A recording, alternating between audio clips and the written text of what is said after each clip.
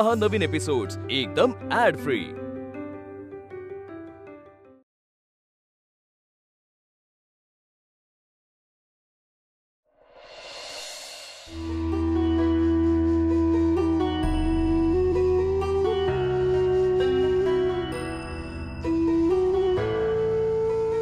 आजी, पुरुषाच्या गर्वाविरुद्ध बाई जरी लढली किंवा जिंकली जरी ना, तरी तिच्या विजयाचं ना कौतुक होतं ना तो साजरा केला जातो।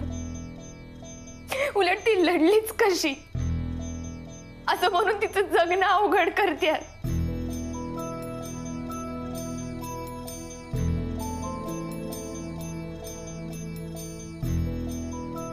या बांगड्या माझ्या आई बाबांनी प्रेमापोटी या घरात सुखी राहावं आयुष्य गहाण ठेवून आणल्यात। याच हाच बनून गळा आवळणार की काय असं वाटायला लागलंय। माया प्रेमापोटी माया अण्णा रावसाहेबांची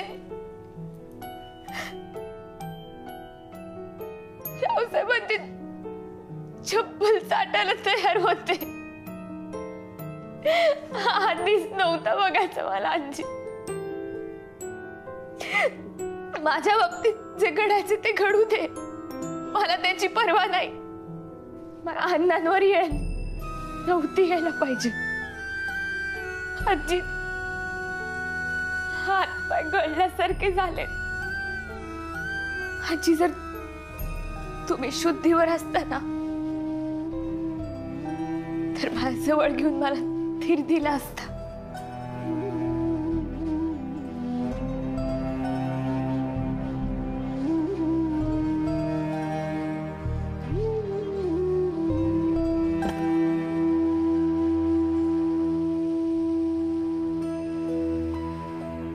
माझ्या घरचे गेले ना?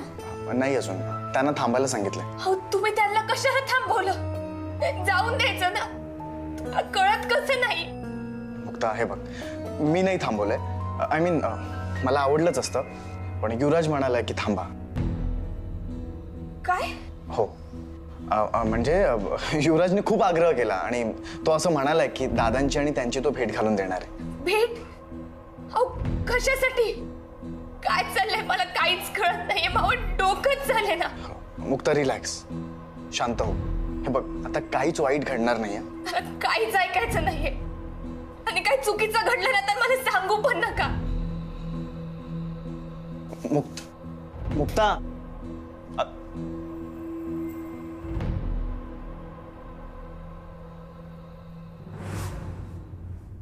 अंबिके, रावसाहेब विरुद्ध सारंगचा हा संघर्ष जोरदार पेट घेणार अशी चिन्ह मला दिसत आहेत आणि ह्या आगीत आपली आहुती जाण्यापेक्षा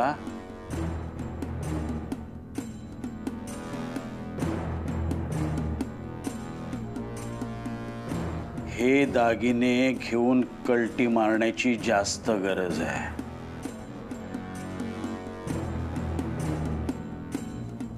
आणि हीच ती योग्य वेळ आहे।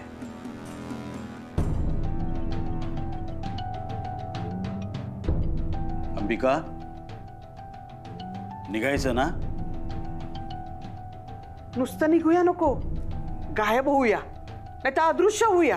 हा, कारण का एकदा का हाताला सापडलं ना तर कर्माने मेलो म्हणून समजा। अरे विदेशात जाऊया ना, नेपाळ, थायलंड, मॉरिशस, मलेशिया, बोल कुठे जाऊया? ड्रीम बॉय, ड्रीम बॉय तुम्ही हो, तुम्ही माझ्या स्वप्नातले राजकुमार आहात की नाही? पण काय आहे ना, विमान समजून तुम्ही टमटम मध्ये बसलात आणि विदेशात निघालात। नाही, बाहेर या, टमटम मधून बाहेर या। काय आहे, इतके सगळे दागिने आपल्याला एका खेपेला नाही नेता येणार। का नाही? का नाही म्हणजे ते सगळे दागिने जॅकेट मध्ये मावतील। हो, संशय नाही का येणार, बोभाटा होईल। म्हणजे आपल्याला सावध राहावं लागेल, एक एक करून सगळा माल हडप करावा लागेल। म्हणजे नाही का, चिमणी कशी एक एक काडी नेते आपल्या घरट्यासाठी आणि घरटं बनवते. अगदी तसंच. किंवा त्याच्यापेक्षा आपण एक काम करूया का, आपण हळूहळू ना खूप सारे पैसे चोरूया. हा, आणि एकदा का पैसे जमा झाले ना की इकडनं गुल व्हायचं.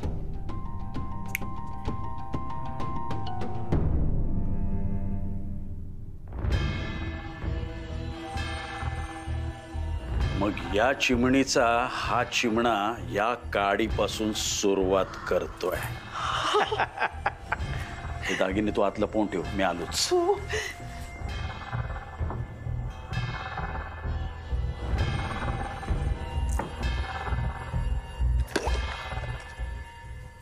थांब.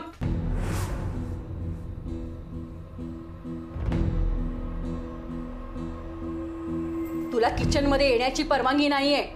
किचन मध्ये फक्त या घरातली नोकर मंडळी आणि लेकी सुनाच येऊ शकतात. पण मग पाहुणे म्हणून आलेले लोक येऊ शकतात का? म्हणजे अरे ते तर या घरातले पाहुणे आहेत. त्या इथं काय करतात? पाहुणी नाही, सून आहे मी या घरची. माझ्याशी नीट बोलायचं. हा, अहो मी तुम्हाला आर्याताईच म्हणते. तुम्हीच मला ये म्हणून हाक मारताय. मीच नीट बोलायचं. तुझ्याशी बाकीचे बोलायला आम्हाला वेळ नाही. तुझा या घरातनं काय आणि किचन मधनं काय जायला आले नाही. ह्या अशा ताईंना स्वयंपाकात मदत करायला आले. थांब. तुला एकदा सांगितलेले कळत नाही का? किचन मध्ये फक्त या घरातल्या लेकी सुनाच येऊ शकतात. अहो मग तर आर्याताईंनीच बाहेर जायला पाहिजे.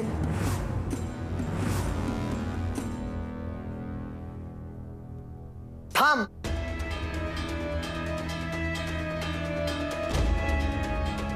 पास झाला तुझा शहाणपणा.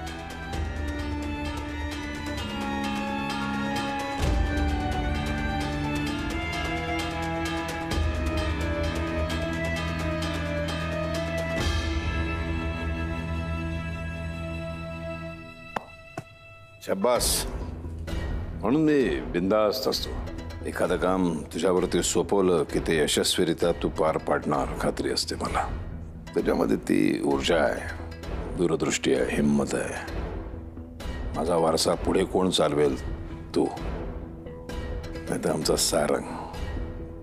नासका कांदा कसा काय निघाला कोणास ठाऊक. नाही पण आर्यामध्ये ते सगळे गुण आहेत बरं का. तुझ्यासारखीच आहे ते. माझे सगळे गुण आर्यात उतरलेत. हुशार, बुद्धिमान, हिंमतवाली.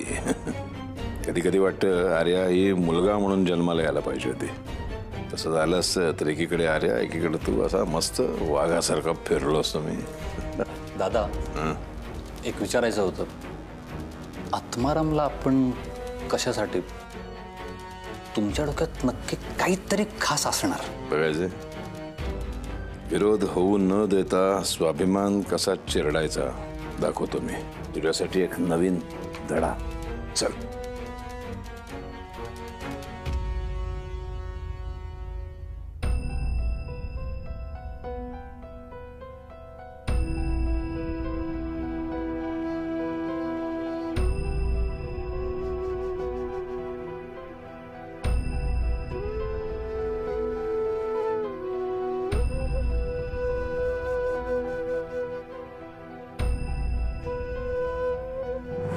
तुम्ही जोपर्यंत मुक्ताला माझी बायको म्हणून, या घराची सून म्हणून स्वीकारत नाहीत ना, तोपर्यंत मी तुम्हाला माझा बाप म्हणून स्वीकारणार नाही.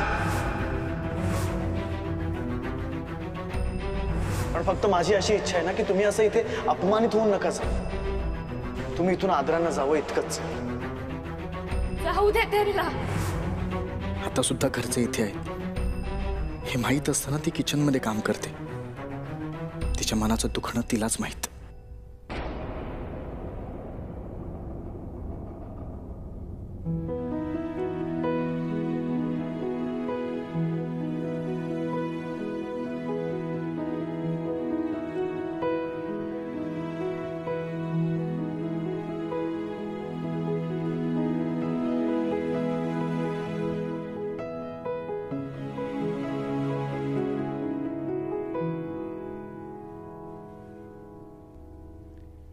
हो बाहेर.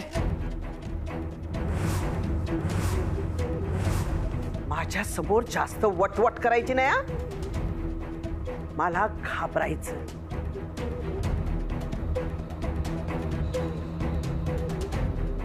तू अजून मला ओळखला नाही ग, आणि ओळखूही नको, महागात पडेल. एक गोष्ट लक्षात ठेव, परत ह्या किचन मध्ये पाय ठेवायचा नाही.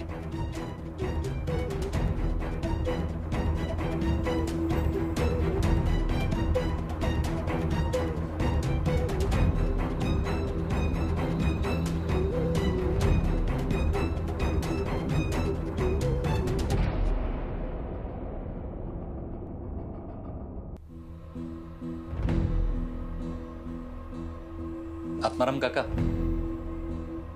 काका, मोठे मालक स्वतः तुम्हाला भेटायला आलेत.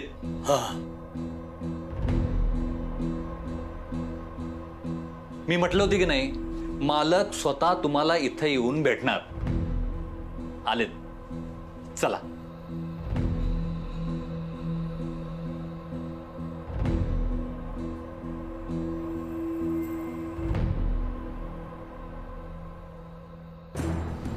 दादा, मालक,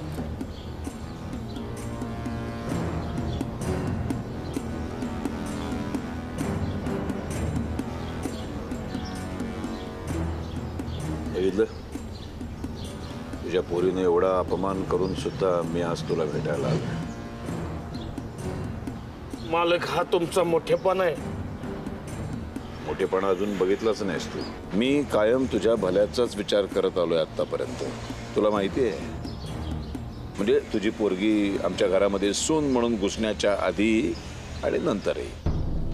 आत्ता सुद्धा मी तुझ्या भल्याचाच विचार करतोय. तुला 4 पैसे जास्त मिळावेत यासाठीच मी तुला इथे भेटायला आलोय. वय मालक, उद्या बाजार समितीच्या निवडणुका आहेत.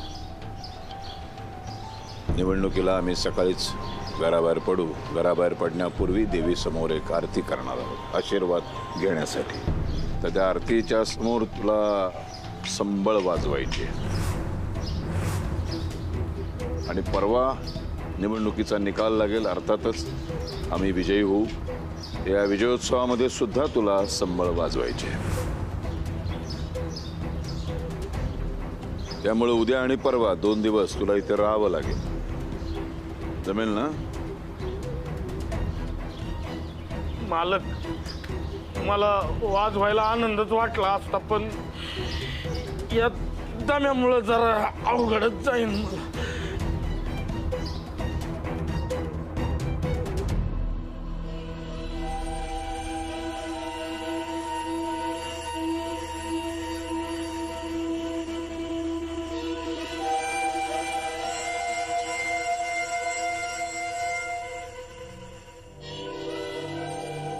दत्ता मामा,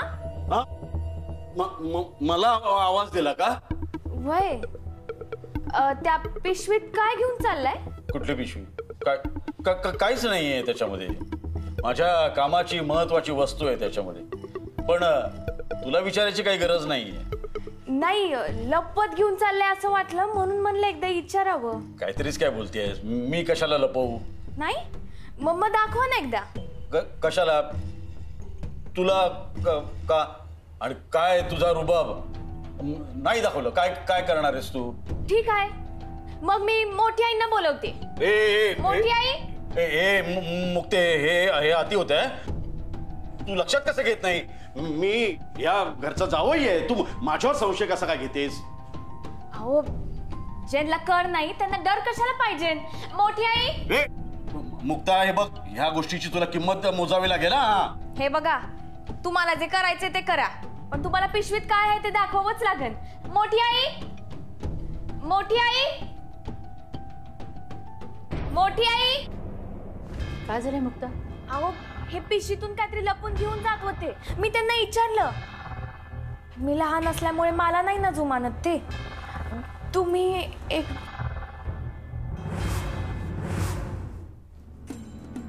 काय झालं दत्ता भाऊ? काय काय काय ताई आहे? म्हणजे काय जावयाचं काय मानपान वगैरे काय आहे की नाही? मग मग असं कसं? अहो तुमच्या त्या कठीण प्रसंगामध्ये आम्ही तुम्हाला साथ द्यायला आलो आणि तुम्ही आमच्यावरच संशय घेताय. आणि ही परकी बाई आम्ही इथे राहतोय येतो जातो तर आम्हालाच बाहेर काढण्याची नाटकं करते ही. मग काय जावई आहोत आम्ही? मग एकदा आवाज खाली ठेवा आणि उगाच पराचा कावळा करू नका. आणि असंही मी तुमच्याकडेच येत होते. माझ्याकडे? रावसाहेबांनी म्हणजे तुमच्या मेहुण्यानी घरातले सगळे अधिकार पुन्हा मला घ्यायला सांगितले. त्यामुळे वंचने ठेवलेले दागिने आणि तिजोरीच्या किल्ल्या सगळ्या मला देऊन टाका. मोठ्या मालकांनी खरंच तुम्हाला घ्यायला सांगितली जबाबदारी? हो. दत्ता भाऊ हा देताय ना? हो हो देतो ना. मला काय करायचंय? दत्ता भाऊ आणि पिशवी घेऊन कुठे चाललात? हा काय ताई तुम्ही पण? नाही नाही, मी आणि मुक्ता तुमच्यावर संशय घेत नाही हो, फक्त कुतूहलाने विचारतोय असं समजा. कुतूहल बघायचंय तुम्हाला? हा हे बघा तुमचं कुतूहल. काय कुतूहल काय ताई? या तुम्ही माझ्यावर संशय घेता ते एक वेळ ठीक आहे, पण ह्या पिशवीवर, रिकाम्या पिशवीवर तुम्ही संशय घेताय? हे काय हो, बरोबर नाही. माझ्यावर कशाला घेताय? ठीक आहे, मग आपण पिशवीलाच विचारूया ना. रिकामी पिशवी एकटी कुठे बाहेर चालली आहे? ते श्रीखंड श्रीखंड आणायला चाललो होतो. मग ते आज मला कळलं की आज पुऱ्यांचा बेत आहे. म्हटलं आपण जाऊन श्रीखंड आणूया नाही का? हा येऊ का मी?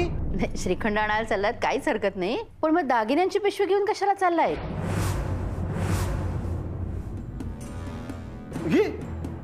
ही दागिन्यांची पिशवी आहे? हो.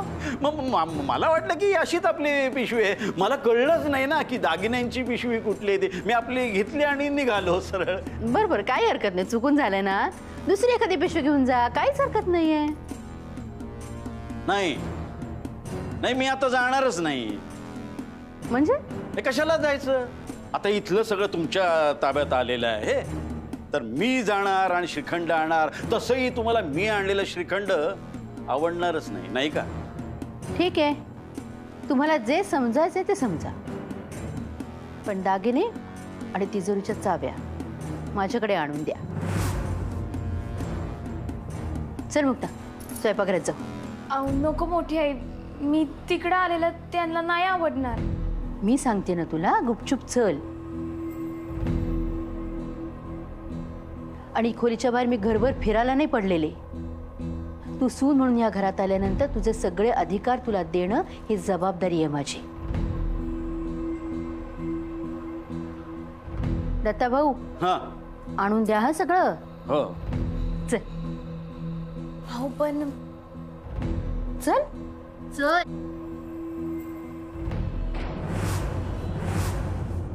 तुला जमणार नाही असं तुला मला सांगायचंय का? नाही तसं असेल तर स्पष्टपणे सांग. नाही तसं नाही मालक, मला वाजवायचंय पण मावं शरीर मला साथ देत नाही ना. नवरात्रीत पण माझ्या जीवाचं हाल तुम्ही पाहिलेत मालक. एवढ्या मोठ्या आनंदामध्ये सहभागी होण्याची संधी मिळते तुला. आता ह्याच्यापेक्षा आणखीन मोठा सन्मान काय असू शकतो? आणि बघ, नवरात्रामध्ये 9 दिवसाचे 20,000 दिले होते. आता फक्त 2 दिवसाचे 20,000 देतो. त्यापेक्षा अंगठा लावलेले कागद परत द्या मला.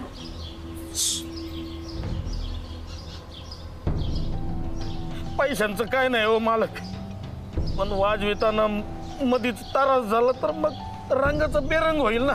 नाही होणार. त्रास झाला तर थांबू आपण, काही फरक पडत नाही मला. काही बेरंग वगैरे होणार नाही. अरे आमच्या विजयामध्ये संबळचा आवाज, ही हाऊस आहे आमची, आहे ना. हौसेसाठी तुला सांगतोय आम्ही वाजवायला. मग वाजवतोस ना? म्हणजे नक्की समजू ना मी? होय मालक. श्रीधरला सांग ऍडव्हान्स द्यायला. हो.